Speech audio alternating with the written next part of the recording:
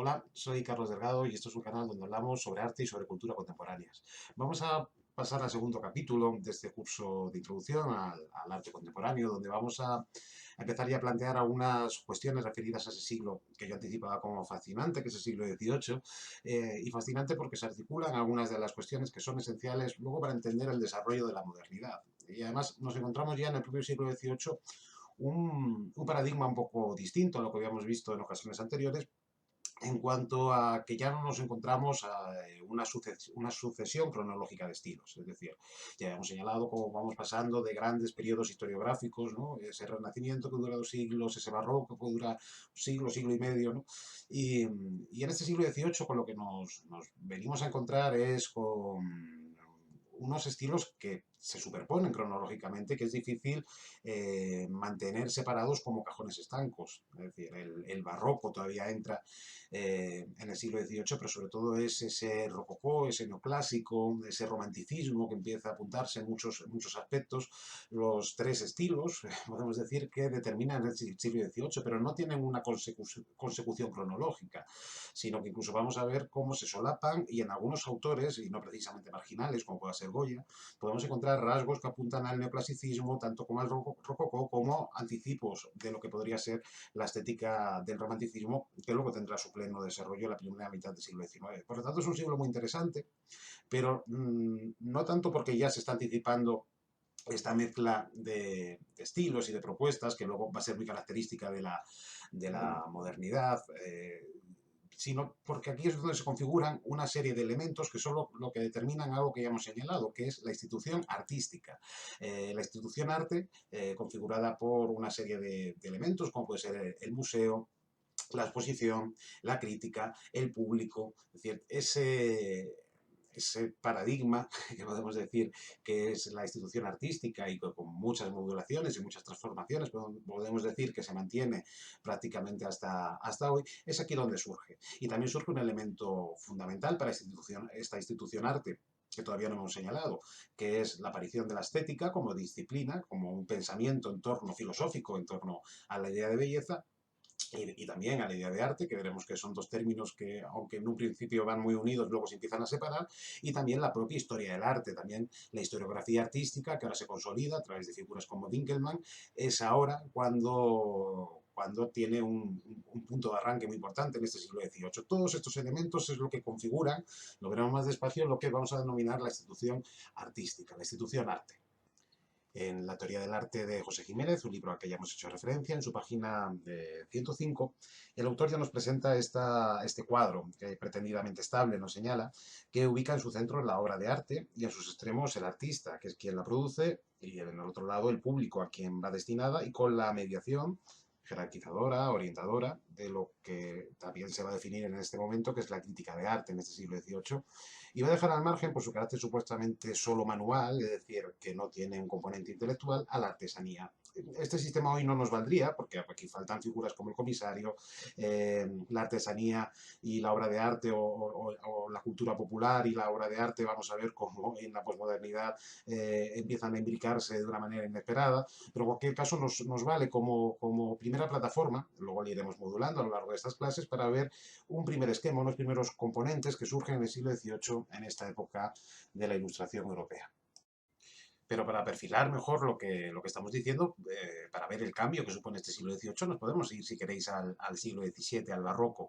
Pero sobre todo al barroco italiano y al francés, que es en Francia donde vamos a encontrar donde nos vamos a ubicar para ver una evolución fundamental que nos lleva, pues no solamente del antiguo régimen a un nuevo régimen, sino de un tipo de pintura anclada en una tradición, a un tipo de pintura que empieza a incorporar, y hablo de pintura como porque la pintura va a ser en este momento la caja de resonancia en estos momentos, la caja de resonancia de las innovaciones artísticas. De hecho, la historia del arte que conocemos es una historia de los movimientos pictóricos, o al menos así se ha construido.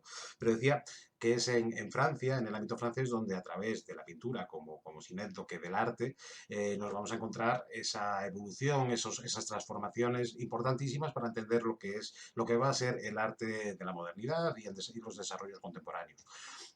En España, por ejemplo, lo que ocurre, por ejemplo, en el siglo XVII con el barroco español, es muy curioso, aparte de que desde otros países nos miraban escandalizados por esos colores negros, por esa expresividad, por esa beta brava que se va a decir, ¿no? Y que va a tener luego una ascendencia muy importante posteriormente en una historiografía más tradicionalista, buscando una herencia hispanista dentro de esta beta brava, ¿no? De estas tonalidades oscuras y esta expresividad, ¿no? Lord Byron dirá que Rivera manchaba sus pinceles en sangre, ¿no? Es decir, se va a redescubrir ya en el siglo XIX España con un sentido casi exótico. Pero me estoy perdiendo. Para... Sí, que hablamos de que en España, por ejemplo, sobre todo es muy importante que la posición social del artista todavía está muy vinculada a la idea de que el arte tiene un componente eh, servil, y manual, porque la pintura se hace con las manos. Sin embargo, esos debates en este mismo siglo XVII, por ejemplo, en Francia o en Italia, ya están bastante más superados, en el sentido de que ya se empieza a entender el arte como una pintura en una dignidad liberal, es decir, es un arte liberal como la poesía, no es un arte manual, no es un arte, un oficio bajo y servil, como decíamos, ¿no? Aquí en España, ya Palomino dirá en el siglo XVII la necesidad de incorporar a la pintura dentro de esas artes liberales. Pero mientras aquí en España estábamos todavía con ese debate, en Francia y en Italia ya se estaban planteando otras cuestiones. Por ejemplo, si nos vamos al ámbito francés, ahí vemos como Charles Lebrun, que es un pintor de ese clasicismo barroco que caracteriza el arte de este periodo en Francia, él va a ser el que va a dirigir con mano dura, casi como un tirano en muchas ocasiones, lo que va a ser un parámetro nuevo, que es la academia.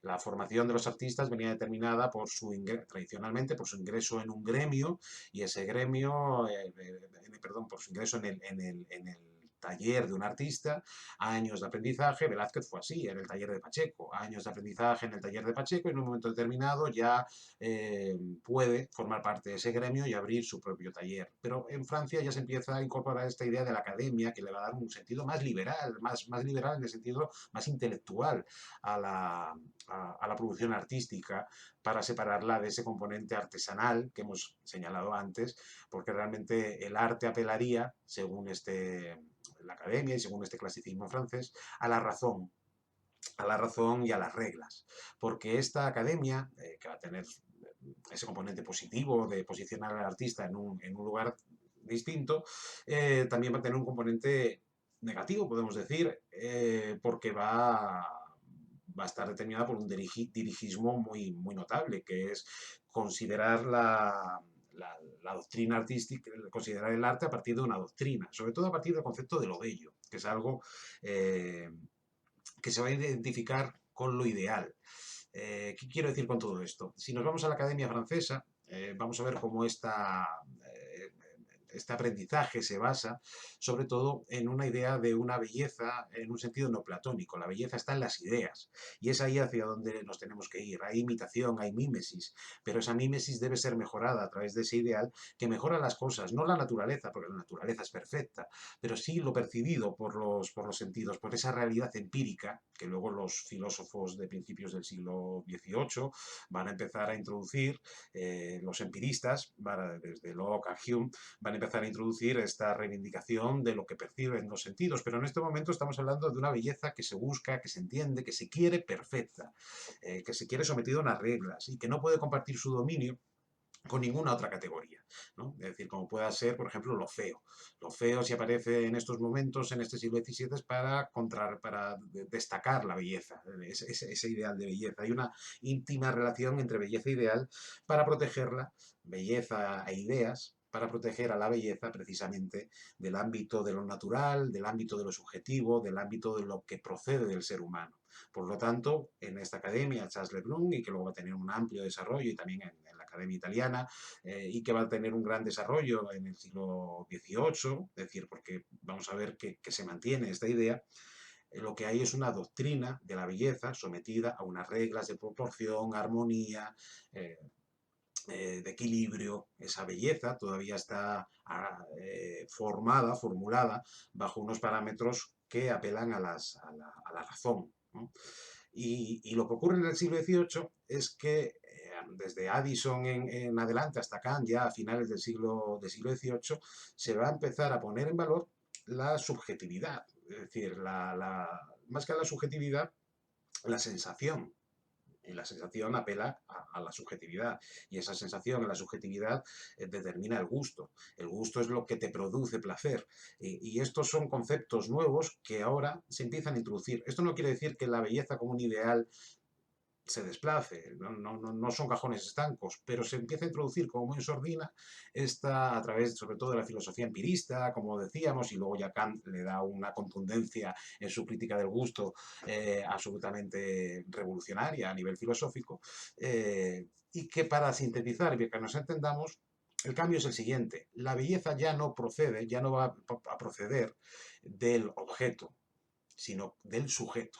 Es el sujeto, y esto lo habíamos visto ya en el vídeo de Lucio Fontana cuando hablábamos de ese cambio de paradigma, porque, por ejemplo, de ese racionalismo cartesiano, que es el que va a dominar en Europa durante muchos siglos, basado en una razón que entiende la sensación como sospechosa. No tiene la razón y la sensación son dos parámetros que no encajan muy bien y es precisamente ese giro de que el conocimiento ya no viene desde el objeto, sino desde el sujeto, que también se lleva a la disciplina artística, también se lleva a la estética, más que a la disciplina artística.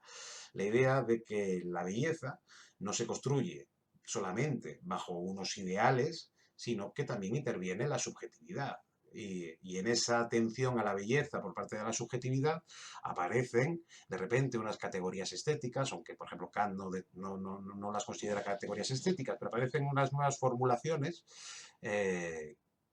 como pueden ser lo sublime o lo pintoresco, que ya no es belleza, es algo más que belleza o otra cosa además de belleza. Se empiezan a incorporar, y esto es lo interesantísimo de este momento, la posibilidad de entender la belleza más allá de un orden racional, reglado y dogmático. Sí, entenderla más allá, pero es que además incorporar, como digo, otros parámetros como pueden ser, y que son fundamentales, que se empiezan a introducir ahora y que son fundamentales para ya la estética del romanticismo, como decíamos, que es lo sublime y lo pintoresco, y que se mantienen muchos artistas contemporáneos que investigan en lo sublime. Vamos a ver como, por ejemplo, en el expresionismo abstracto americano, esos grandes campos de color, Rosenblum, el crítico de arte Rosenblum, los va a entender, los paisajes de Rothko, como una revisión de lo sublime. En esta obra de Poussin, un artista del clasicismo barroco francés, Edwin Arcadia Ego, lo que nos encontramos es una concepción de la belleza que objetiviza el buen gusto, porque el código del buen gusto que nos llega de este clasicismo, de los antiguos, descansa sobre un pedestal indiscutible, que es esa belleza, esa naturaleza bella, ese orden, ese equilibrio, dentro de los desequilibrios que también puede llegar a incorporar el barroco, pero esa proporción, esa armonía entre el paisaje, las figuras. Y ahora entra una nueva corriente que es el empirismo, que no es que elimine este pensamiento más racionalista, más clásico, pero sí introduce la posibilidad de que, aparte de esto, que es un ideal de belleza clásico, puedan existir otros parámetros basados en la subjetividad. Eso es lo que la estética empirista, que niega las ideas innatas y el conocimiento como algo innato, sino a partir de la experiencia, empieza a incorporar. Y la experiencia del yo es la experiencia del gusto ante un hecho estético. Y con la obra de Poussin, que acabamos de ver, que era todo orden, que era todo armonía, era equilibrio entre los personajes y el paisaje era ordenado, era limpio, era todo cristalino en su composición, ese perfil clásico que veíamos en los personajes.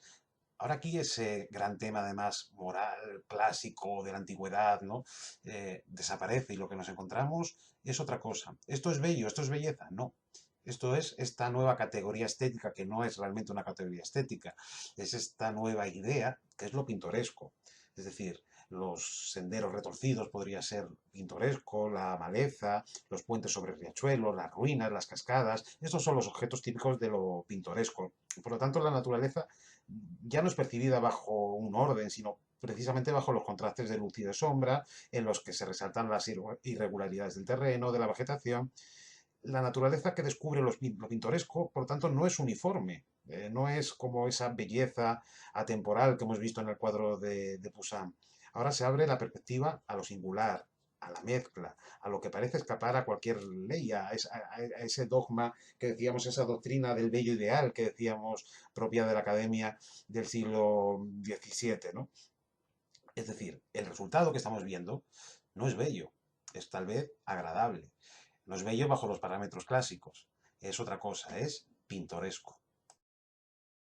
Y junto a lo pintoresco, y de hecho comparte muchos conceptos con lo pintoresco, aparece el concepto de lo sublime, que lo vemos muy bien en este cuadro de Caspar Wolf, ya un artista suizo, también del siglo XVIII, que nos muestra una idea fundamental para la comprensión de lo sublime, que es la grandeza absoluta. La grandeza es su condición, la condición de lo sublime, sea la grandeza natural, el cosmo o divina, la cualidad del absoluto es de lo inefable, de lo que no ya de lo que la mirada no puede abarcar, sino no puede casi ni comprender. Vemos esas tres figuritas o dos, creo que son, que están ahí muy pequeñas en mitad de esta gruta. Eso es lo sublime, donde se mezcla la admiración y el temor, dos conceptos que no estaban en lo pintoresco y que hacen que se particularice este concepto de lo sublime, que ya Longino había anticipado en el siglo I, pero que ahora se retoma en este momento y que vamos a ver qué alcance va a tener en el romanticismo. Ese monje mirando al mar de Friedrich es lo sublime. Rosenblum, como decíamos antes, planteará esa idea de lo sublime también en los cuadros o en los grandes campos de color de Rothko ya en el expresionismo abstracto americano.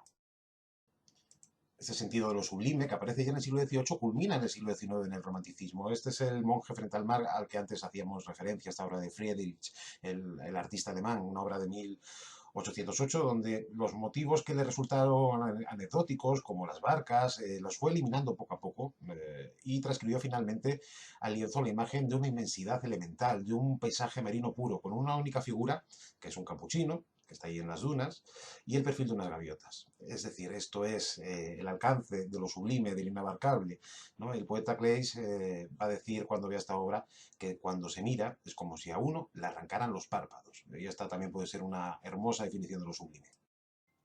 Lo que nos encontramos entonces es un momento muy interesante para la historia de las ideas estéticas, para la historia del arte en definitiva, que es cómo se empieza a introducir en este momento no un cambio de paradigma, porque lo dogmático, las reglas siguen estando presentes a través de la academia, pero empieza a entrar también de manera sutil y hasta que abarca prácticamente toda la sensibilidad del siglo XVIII, esta nueva idea de que la belleza no parte del objeto, sino del sujeto, de la subjetividad. Es decir, la belleza viene determinada por un concepto que también ahora se empieza a articular con mucha contundencia, que es la idea del gusto, que es nuestra sensación espontánea ante el hecho estético, ¿no? Y esto tiene mucho que ver con la filosofía empirista, que entra con mucha fuerza por toda Europa, Locke, Hume y otros pensadores que plantean, claro, es decir, que las ideas no son innatas, sino que las ideas proceden de una experiencia sensible, ¿no? Es decir, puede ser desde una reflexión, puede ser interior, pero sobre todo tiene mucho que ver con la experiencia sensible, con la realidad. Y es ahí donde, como digo, se introduce este planteamiento empirista que reacciona contra esa racionalidad cartesiana que había dominado en la filosofía occidental. Y Kant de alguna manera también rebate a los empiristas, porque el planteamiento empirista tiene algunos peligros, como puede ser el relativismo, el escepticismo, lo arbitrario, es decir, todo, entonces nos puede generar gusto, todo puede ser bello, ¿no? Y Kant hace una estrategia filosófica compleja, revolucionaria, que es intentar articular conceptos que en principio están absolutamente opuestos, como la idea de que el gusto es al mismo tiempo subjetivo y objetivo, particular y universal. Es decir, el gusto es objetivo porque no se basa solamente para Kant, en lo que a mí me place, pero al mismo tiempo es subjetivo porque no se amolda a unas reglas preexistentes. Y de ahí su famosa definición de la belleza, que la tengo por aquí, cuando él señala que bello es lo que sin concepto place universalmente. Bello es aquello que sin unas coordenadas, en un concepto preexistente que lo determine, nos place, pero nos place de manera universal. universalmente. Estamos pasando muy por encima por todos estos planteamientos filosóficos, teóricos, que son mucho más complejos de cómo los estamos sintetizando, pero para que esto sea operativo como curso, tiene que ser así, pero para que no nos quedemos con esta información muy velada y con poco sustrato. Quien quiera profundizar en todos estos aspectos, porque al final con lo que nos queremos quedar es con la idea de que se introduce un cambio de sensibilidad a la hora de recibir, de entender el arte, que ya no se adapta o no tiene por qué adaptarse solamente a unas normas, sino que a un dogma, a un canon, sino que empieza a introducirse una sensibilidad, que es la sensibilidad basada en el gusto, ¿no? En el gusto subjetivo, que es la definición de esta nueva aproximación al arte. Quien quiera profundizar, decía, hay un libro, que es el que estamos también aquí tomando como punto de partida para muchos de los conceptos que estamos desarrollando, que son estas historias de las ideas estéticas de las ideas estéticas y de las teorías artísticas contemporáneas, editado por La Balsa de la Medusa, y editado por Valeriano Bozal, que es el que selecciona una serie de investigadores, de historiadores, de Guillermo Solana, Francisca Pérez Carreño, Paco Calvo Serrayer, Delfín Rodríguez, que analizan a lo largo de este libro, capítulo por capítulo, muchos de los aspectos que aquí estamos, como digo, pasando por puntillas encima de ellos. Otro concepto que está muy ligado a lo que estamos viendo, que es que el arte en este momento sigue dependiendo, como ha hecho siempre, de determinadas instancias, de determinadas instituciones, la monarquía, la iglesia, no pierde eso, no pierde esa función, pero introduce un elemento que había pasado en un lugar más secundario o no había tenido tanta importancia, que es el deleite estético, el disfrute estético. Es decir, que una serie de elementos, por ejemplo en la pintura, de cuestiones pictóricas, su función, no tengan tanto que ver con una iconografía, con una representación religiosa, moral, sino que son puro deleite, tienen que ver con unas cualidades sensibles que tienen valor por sí mismas, por sus propias cualidades sensibles. Y esto lo vemos muy bien ¿dónde? Pues en la pintura rococó, que el rococó no es una decadencia del barroco. El rococó lo que está incorporando en muchos aspectos es precisamente esta idea. Lo vemos en esas fiestas galantes que hablan de una cotidianidad sofisticada, y donde lo que vemos es que ya no, el tema no es ni religioso ni moral, sino que el tema apela a nuestro propio goce, ¿no? Y aquí se está abriendo un camino también interesantísimo, que es el de la autonomía del arte, que explica también el desarrollo de las vanguardias, esa autonomía con respecto a determinadas instancias que tradicionalmente lo habían determinado, empieza aquí también en este siglo XVIII. Un ejemplo paradigmático del rococó, de estas pinturas galantes, este columpio de Fragonard. Aquí lo que vemos son cómo las cualidades sensibles de los acontecimientos narrados o de las figuras y los objetos representados no son medios para representar significados distintos de ellas mismas. No aluden a la gloria divina o a la ceremonia religiosa, no están cantando lo trascendente o la magnificencia del monarca. Las cualidades sensibles aquí poseen valor por sí mismas en tanto que producen placer o deleite. Es decir, es su propia materialidad, la textura de las telas y de las carnes, la exaltación del erotismo y del mirón, como estamos viendo, son motivos que producen placer a quien contempla tales escenas. Pero nos dice Valeriano Bozal en este libro que señalaba antes, que estamos ante un placer, por otra parte, que no se puede reducir al de los sentidos, aunque en ellos comience, que no es solo sensual, aunque también sea sensual. Es un placer más refinado, más delicado, gozoso y a pesar de todo espiritual, placer del gusto, un placer que no dudo, dice Bozal, en denominar estético, marca de un ámbito nuevo y en buena medida autónomo. Pero ojo, que este interés por lo sensible no es solamente una cuestión del rococó, es un rasgo de época.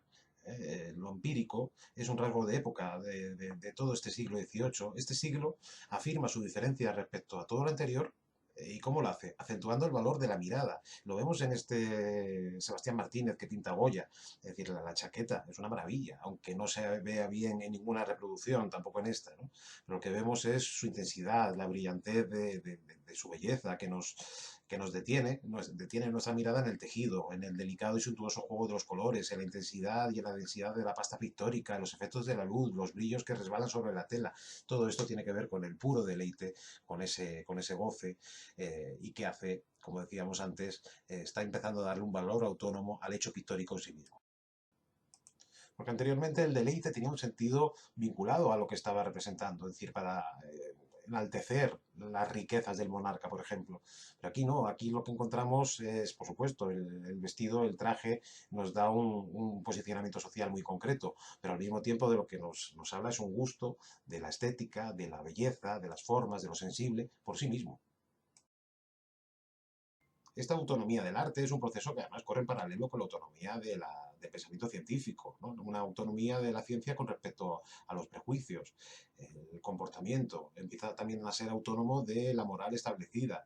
Quiere decir que estamos en un proceso donde disciplinas y formas de pensamiento empiezan a adquirir un carácter autónomo con respecto a instancias que las habían determinado. Y esto en el caso del arte es muy importante porque abre una vía que va a ser el de la autonomía del arte, que va a ser muy importante para el desarrollo de las vanguardias.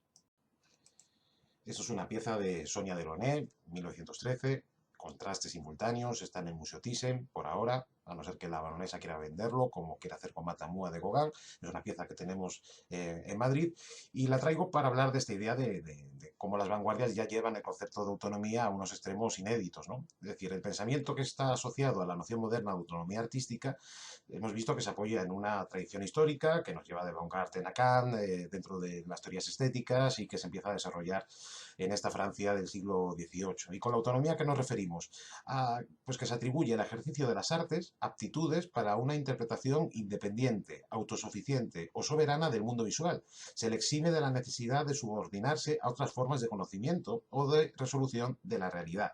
Es decir, una vez que nos encontramos ante esta autonomía, y sobre todo en el periodo de las vanguardias históricas, nos encontramos como el primado de la autarquía de los medios artísticos es desarrollado con una radicalidad inédita, ¿no? De ahí estas expresiones pictóricas que unas décadas antes no nos hubiéramos podido ni imaginar. También cabe preguntarse qué queda de la belleza en el arte contemporáneo. Este es Ricardo Macarrón pintando un cuadro de la baronesa Thyssen, que en su búsqueda de una belleza tan convencional, tan redicha, tan relamida, pues al final acaba convirtiéndose en algo hortera, en casi un canto a lo kitsch, ¿no? La belleza en el arte contemporáneo va a ser cuestionada de distintos frentes y ahora aludiremos a ello. Ahí, en esta narrativa que hemos hecho de la aparición del gusto, de la subjetividad del hecho estético, un punto ciego que seguramente muchos lo habréis pensado y que lo vamos a resolver con Jas Mont en la estética hoy, este libro de cátedra, donde él se plantea ya desde el ámbito de la sociología directamente la idea del gusto como un hecho social. Y nos dice algo muy interesante, es decir, esta idea de ese gusto, ese relativismo absoluto, configurado desde lo más íntimo del yo. Claro, él lo cuestiona con mucha lucidez. Dice que ese juicio de gusto como algo puro y que sobre el ejercicio de ese juicio que entendemos como personalísimo, en realidad pesan muchísimas coerciones. La primera es una coerción histórica, ligada a la existencia de una herencia artística cultural en el interior de cada sociedad y de cada medio. Las obras de arte son transmitidas en el interior de clasificaciones previas, sobre todo bajo las especies de lo que se denominan los clásicos, es decir, en nuestra configuración del gusto ya hay una tradición que está vinculada también a nuestro, por supuesto, a nuestro conocimiento y también a una segunda porción que es la económica cultural. El ejercicio ostentoso del gusto, dice Aumont, es pues un factor de distinción y no es por tanto ni desinteresado, puesto que tiende a reforzar, confirmar o adquirir cierto estatus social, ni innato, puesto que para juzgar con naturalidad en materia de arte hace falta estar educado en la naturalidad. Adquirimos gustos al mismo tiempo que adquirimos una posición social y en correspondencia con ella. Es decir, esta cuestión rebate también viene a rebatir también esa idea del gusto como algo que nace ajeno a cualquier tipo de coerción, ¿no? Y hay una coerción también ideológica que es muy interesante, que ya lo habían destacado la crítica marxista de la estética, y que conciben esta como, como un simple sector de la ideología y un aparato ideológico más pernicioso en la medida en que está disimulado y los individuos creen expresarse como sujetos cuando en realidad se limitan a reproducir las opiniones autorizadas por la división sociotécnica del trabajo por intermedio de formaciones institucionales especializadas. Y esto nos pasa un poco a todos.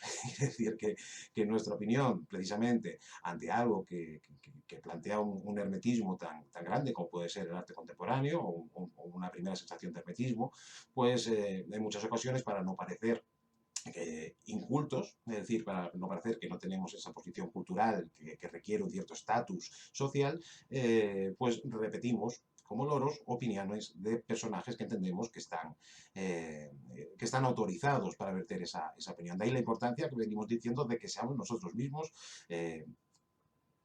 los que formemos nuestro propio gusto, pero siendo conscientes de estas cuestiones. Es decir, no es que eliminemos estas cuestiones, que es imposible de eliminar, pero que seamos conscientes de ellas. Y más adelante él se hace una pregunta, tiene un capítulo también interesantísimo, donde se plantea esto que hemos visto con el cuadro de Macarrón, que es ¿qué queda de la belleza? ¿Qué queda hoy de la belleza?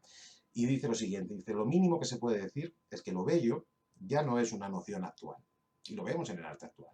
Y lo vemos en el arte de hoy, donde incluso la invisibilidad de la obra de arte tiene un sentido también retórico, pero también de respuesta a este mundo hipervigilado que estamos viendo, ese ojo absoluto que nos determina, hemos pasado de ser público a ser consumidor, es decir, y hay una reacción por parte de algunos artistas donde ya no es que no aparezca la belleza, es que no aparece la visibilidad, la sensorialidad, ¿no? Es decir, cuando Santiago Sierra tapa la puerta del pabellón de España, la Bienal de Venecia, es decir, es una obra de arte, por supuesto que es una obra de arte. ¿Dónde está ahí una reflexión en torno a lo bello? No está, ¿no? He puesto un caso muy extremo, pero vemos que lo bello no es un aparataje que esté incluido en esta propuesta, ¿no? En esta o en muchas, ¿no? Entonces, ¿qué otros valores se incorporan dentro del arte contemporáneo? Pues ya no es la belleza, sino lo nuevo, lo auténtico, lo expresivo, e incluso en ciertas condiciones, esa categoría estética que habíamos señalado, lo sublime. Esa puerta de abertura hacia una belleza no normatizada, que era lo pintoresco, pero sobre todo lo sublime, va a tener una continuación dentro de los desarrollos artísticos contemporáneos. Dentro del arte contemporáneo en una cierta pervivencia de lo sublime. En el contexto, por ejemplo, español reciente lo podemos ver en Juan Carlos Bracho, o hay toda una tradición en la pintura española de los años 90, esa abstracción lírica que se denominó, tiene mucho que ver con lo sublime, pero aquí nos vamos a una pieza de 1951 de Barnett Newman, fijémonos qué tamaño, que ya hay aquí una fenomenología de la presencia, además la pieza se llama Vir Heroicus Sublimis, ya está aquí el concepto de lo sublime latente, y lo que nos presenta es una imagen claro, nos exige por un lado que la asimilemos de inmediato, aun cuando la pura saturación de color, de su extensión, sin apenas otros elementos, sin apenas elementos narrativos, más allá de esos zip que la van cortando, nos inunda.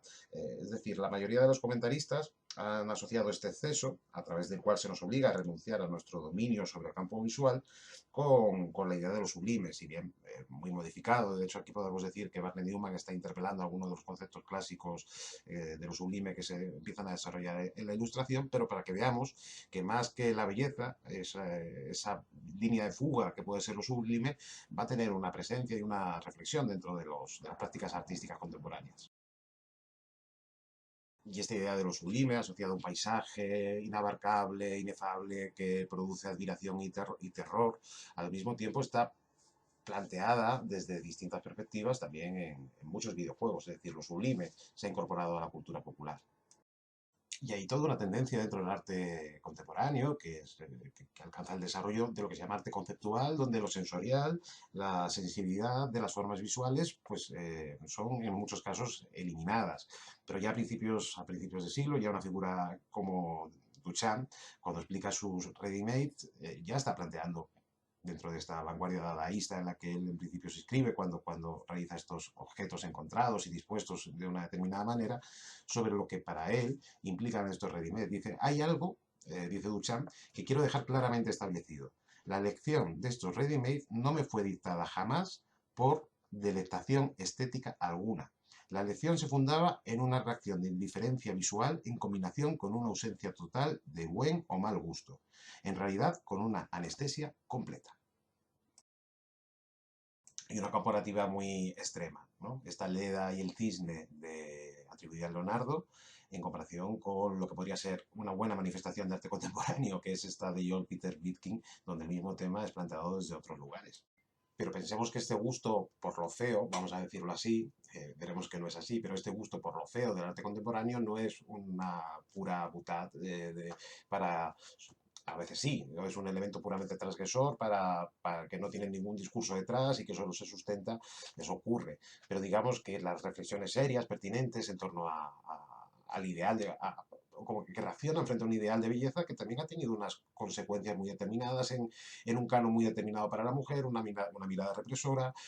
Además, en nuestros tiempos contemporáneos hemos visto como las dictaduras más represivas son las que en su representación iconográfica lo que buscan son cuerpos espléndidos, perfectos, basados en un canon. Es decir, que también en nuestro tiempo contemporáneo, digamos, esa belleza de tradición clásica también simboliza en muchos casos no solamente esa idea de matar al padre que habíamos visto en los orígenes de las vanguardias, sino también está asociada a un tipo de pensamiento ya no solamente artístico, sino político más reaccionario. Esto luego ya por supuesto, estoy hablando de ese periodo de entreguerras. Hoy en día decir que la pintura figurativa puede ser más reaccionaria que la abstracta es una absoluta tontería, pero en aquel periodo de investigación sí tenía una formulación no solamente estética, sino también ideológica. Si nos vamos a la pintura europea de posguerra, la más avanzada, como por ejemplo esta pieza de Dubuffet del año 46, es fea, es que es indudablemente fea, pero es ahí donde radica lo que el artista quiere expresar, es decir, indudablemente fea en cuanto a un concepto de buen gusto o consensuado socialmente, por lo menos dentro del imaginario occidental, donde está esas coerciones que decía antes Jacomont, que es una determinada tradición, donde tenemos determinadamente claro un cierto concepto de belleza, y esto atenta contra ello. Esto no quiere decir que el hecho de que no haya belleza no sea una obra de arte, porque esta unión que hemos visto entre arte y belleza ya está superadísima desde esa autonomía del arte que hemos ido enunciando. La artista polaca Magdalena Abakamowicz, por ejemplo, hace estas figuras. Claro, ¿qué canon hay aquí que nos pueda orientar a un cierto concepto de belleza? Ella además nos cuenta que estas criaturas están inspiradas en su propia experiencia de la crueldad de las masas en la Polonia comunista, donde la ideología de comunidad solidaria encubría, nos dice ella, la evasión de la responsabilidad individual. Y esto lo transmite a través de un concepto que ya no lo podemos reducir a lo feo, sino a otros parámetros que también aporta la estética contemporánea y que ahora vamos a ver algunos de ellos. Por supuesto que lo feo es decir, podemos pensar mil casos donde lo feo ha estado presente en la historia del arte, pero muy pocos casos como protagonista de la imagen, ¿no? Incluso en los martirios de los santos barrocos hay una belleza, que aquí, por ejemplo, Goya todavía mantiene en estos desastres de la guerra, porque esto que estamos viendo, ese cuerpo que cuelga boca abajo, sin cabeza, solamente es un torso, es realmente una copia de una estatuaria clásica, pero está introduciendo cuestiones tan contemporáneas como puede ser lo grotesco como protagonista de la imagen, no como algo anecdótico para subrayar la pertinencia de la belleza, que es lo que protagonizaría la composición. Y seguimos con Goya. ¿Qué podemos decir de sus pinturas negras? Sino que están fundamentadas en la estética de lo feo. Sin duda, es decir, lo feo en estas obras ocupa un espacio propio e independiente de la belleza y no se reduce a una condición negativa de lo bello. No es una posición simplemente para resaltar la belleza. Las pinturas negras lo que están generando es experiencias estéticas a partir de lo feo. Y Goya aborda esta idea de la fealdad para tocar temas cruciales en la existencia humana, que son los que se están trabajando iconográficamente en esas pinturas. Y lo aborda estudiando y plasmando la fealdad formal, cómo hacer de la fealdad un tema también, ¿no? Y deja también un legado para la posteridad, que es una propuesta para el cultivo y desarrollo de la fealdad artística. Y también es cierto que estas pinturas exigen de cada espectador un trabajo propio de construcción de su significado, pero el placer que recibe el público al entenderlas, al contemplarlas, en ese placer también está presente la fealdad y en nuestro asombro está presente la modernidad de la fealdad que plantea Goya. Y el arte contemporáneo va desarrollando nuevas categorías estéticas que si bien, por ejemplo, esto de lo pintoresco, lo sublime, habían abierto las puertas de lo bello, pues digamos que hay conceptos nuevos, como puede ser lo grotesco, lo siniestro o lo abyecto, que es esto que estamos viendo, que pueden abrir las puertas de esa fealdad, ¿no? Es decir, hay una ampliación de las categorías estéticas. En este caso lo que estamos viendo son fotografías, vamos a ver tres, de la serie Imágenes repugnantes o de repugnancia que hace a finales de los 80 Cindy Sherman, una de las grandes artistas contemporáneas, ¿no?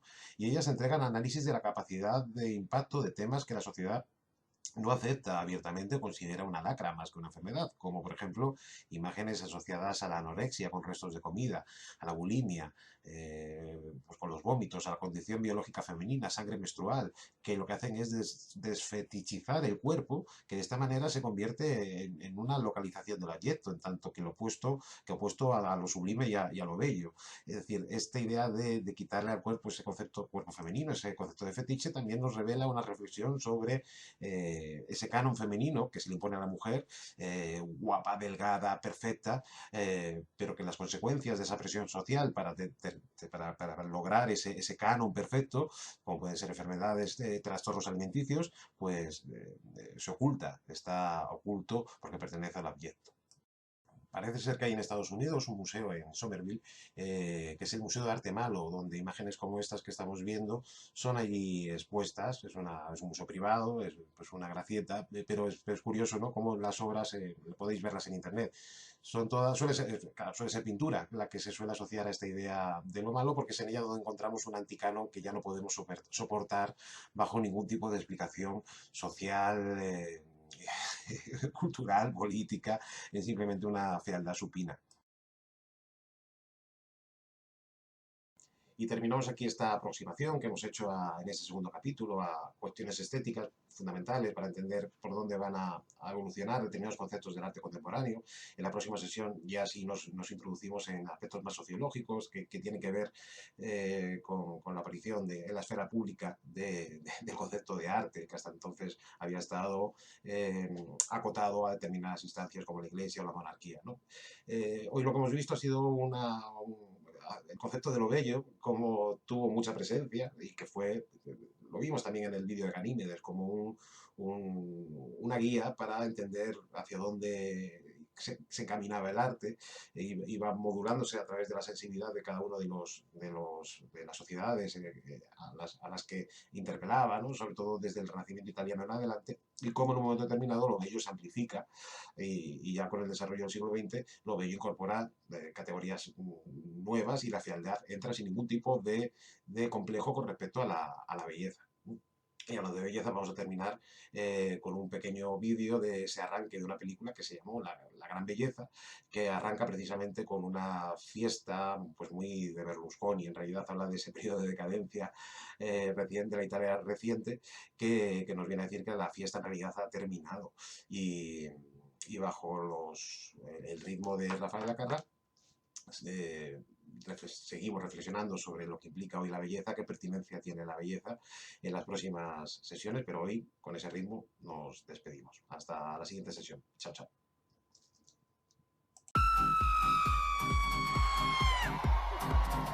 Basta!